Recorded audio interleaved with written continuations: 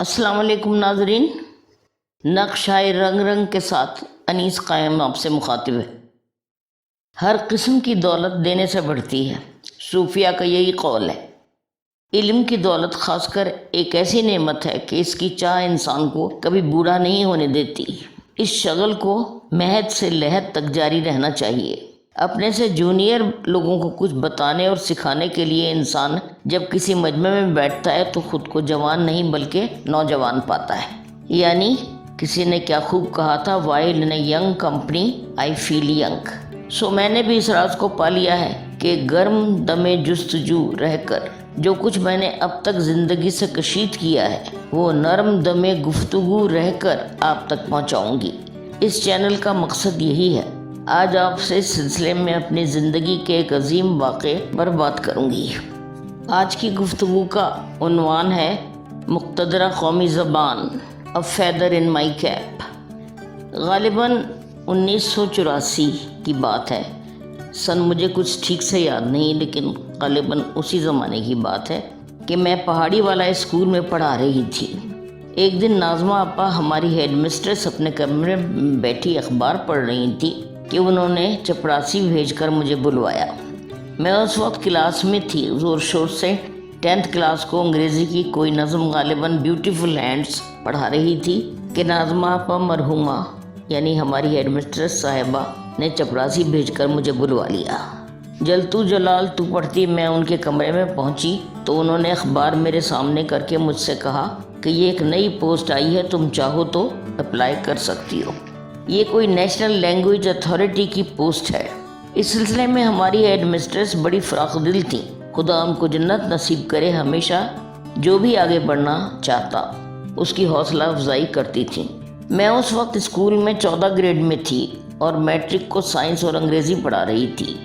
بہرحال میں صحیح وقت پر اپلائی نہ کر سکی۔ یہ بے ڈھنگا پن میری بہت بڑی خامی ہے۔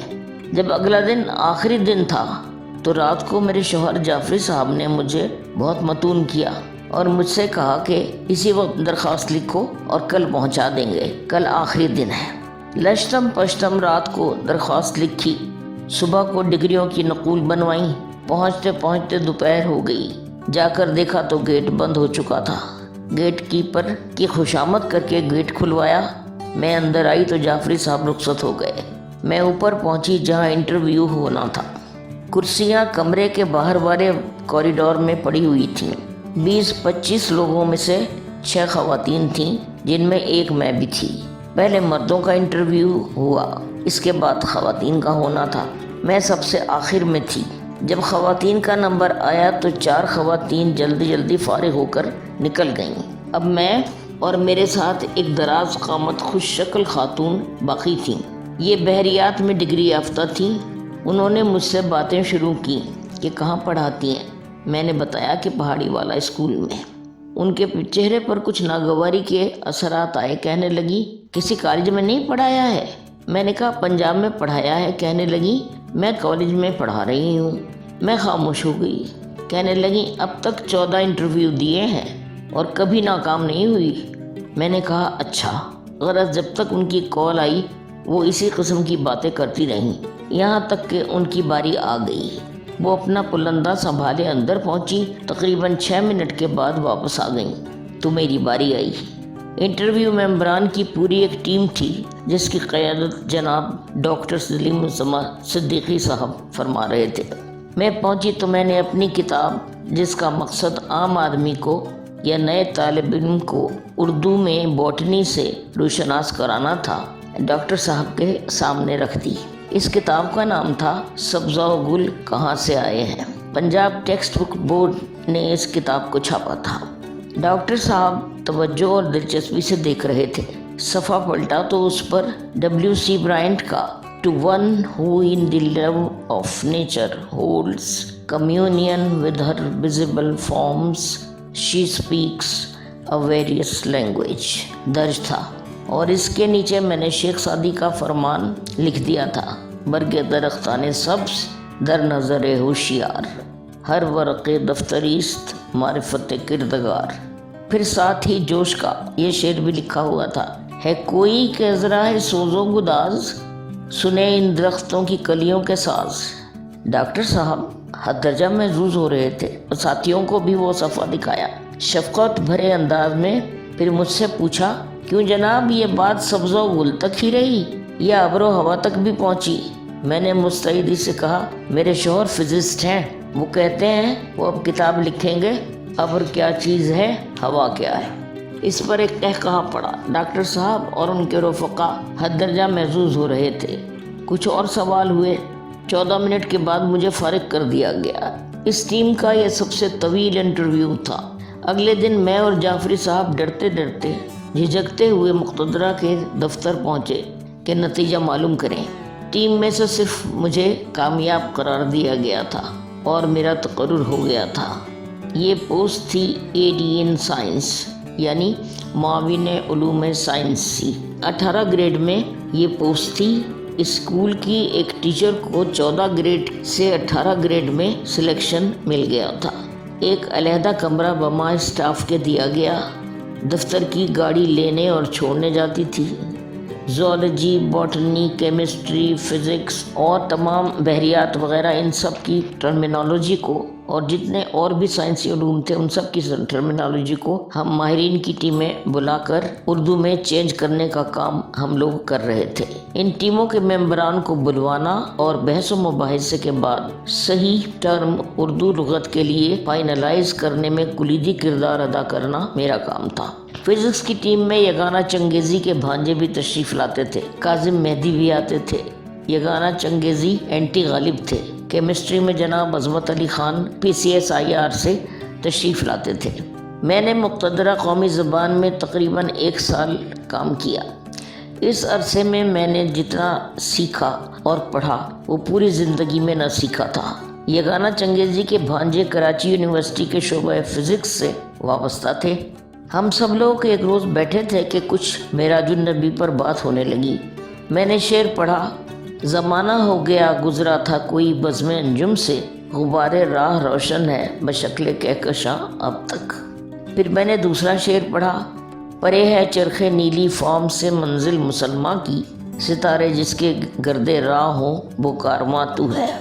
یگانہ چنگیزی کے بھانجے بگڑ گئے کہ یہ کیا ہوا، پرے کیا مطلب، یہ پرے کیا ہے بھائی؟ لاہور۔ میں نے سند میں غالب کا شعر ہے پرے سرحد ادراک سے اپنا مسجود، قبلے کو اہل نظر قبلہ نما کہتے ہیں پڑھا۔ کہنے لگے بھائی ہم غالب کو کب مانتے ہیں؟ میں نے کہا جناب والا میر کے بارے میں کیا خیال ہے، کیا فرمائیں گے آپ؟ بے حد احترام سے بولے، کیا بات ہے میر کی، خدائے سخنت ہے۔ میں نے کہا تو سنیے، گلشن میں آگ لگ رہی تھی رنگ گل سے میر، بلبل پکاری دور سے صاحب پرے پرے۔ یہ کہہ کر میں نے سیدھے ہاتھ کی 2 انگلیاں اٹھا کر کہا جناب 1 نہیں 2 پرے۔ اس پر انہیں کوئی ضروری کام یاد آ گیا۔ اسکوٹر پکڑ کر اجازت چاہی کہ ایک بہت ضروری کام یاد آ گیا ہے، ابھی حاضر ہوتا ہوں۔ پھر اس دن نہ آئے۔ غرض اس قسم کی باتیں ان محفلوں کی جان تھی۔ یوں کم و بیش 1 سال گزر گیا۔ میجر آفتاب حسن کی جگہ پنجاب سے ڈاکٹر عبدالوحید قریشی مقتدرہ کی سربراہی کے لیے تشریف لے آئے۔ یہ ایم اے اردو کے دوران میرے استاد بھی رہے تھے، بہت شفیق تھے۔ جو ہی میں نے سنا کہ ڈاکٹر صاحب تشریف لے آئے ہیں، میں تیز تیز سیڑھیاں اترتی ان کے کمرے میں پہنچی اور سلام کے لیے حاضر ہوئی۔ ادب سے سر جھکا کر میز کا کونا پکڑ کر کھڑی ہو گئی۔ انہوں نے شفقت سے بیٹھنے کا اشارہ کیا۔ میں سر جھکا کر بیٹھ گئی۔ کہنے لگے آپ نے جس طرح میرا استقبال کیا ہے مجھے بہت خوش کیا۔ یہاں کیا کر رہی ہو؟ بتایا تو بہت خوش ہوئے۔ تھوڑی دیر بیٹھ کر اجازت لے کر میں اوپر اپنے آفس میں آ گئی۔ کچھ دن گزرے کہ ایک دن میری پھر طلبی ہوئی۔ کہنے لگے اردو ہماری ملکی زبان ہے، علاقائی یا مقامی نہیں، اس لیے فیصلہ یہ ہوا ہے کہ مقتدرہ قومی زبان کو ملک کے دارالحکومت اسلام آباد منتقل کیا جائے۔ میں یہ سن کر چکرا گئی کہ سارا گھر تو یہاں ہے، سب کیسے جائیں گے؟ مجھے خاموش دیکھ کر ڈاکٹر صاحب پھر شفقت سے مسکرائے۔ بھائی کیوں چپ ہو؟ تمہیں ٹرانسلیشن بیورو کا چیف بنا کر لے جائیں گے as a director translation bureau. تمہارا بہت بڑا گریڈ ہوگا، شاید 20۔ ابھی وہ خود بھی شور نہ تھے کہ کیا گریڈ ہوگا۔ میں ہکا بکا سی ان کو دیکھا کی مجھے بہت ہراساں دیکھ کر ڈاکٹر صاحب نے شفقت بھرے لہجے میں کہا، اچھا جاؤ، اس پر پھر بات کریں گے۔ میں بدحواس سی ان کے کمرے سے نکل کر اپنے کمرے میں آئی۔ گھر، بزرگ، بچے، شوہر سب کے سب نظروں میں گھوم رہے تھے۔ یوں لگتا تھا جیسے یہ عہدہ، یہ توقیر جو مقتدرہ مجھے دے رہا ہے، یہ مجھ سے میرے گھر کی سینکٹیٹی چھین لے گی، اور ہم سب، یعنی میں، شوہر، بچے، ان کے دادا دادی، ہم سب بکھر کر رہ جائیں گے۔ وہ گوشہ عافیت جسے گھر کہتے ہیں ایک ابتری کا منظر پیش کرے گا۔ کچھ دن بیتے، ڈاکٹر صاحب کی طرف سے پھر طلبی ہوئی۔ میں پہنچی تو خوش ہوئے۔ میرا خیال ہے انیس بیٹے، اب تک آپ نے فیصلہ کر لیا ہوگا کہ آپ ہماری ٹیم کے ساتھ اسلام آباد جا رہی ہیں بحیثیت ڈائریکٹر ٹرانسلیشن بیورو۔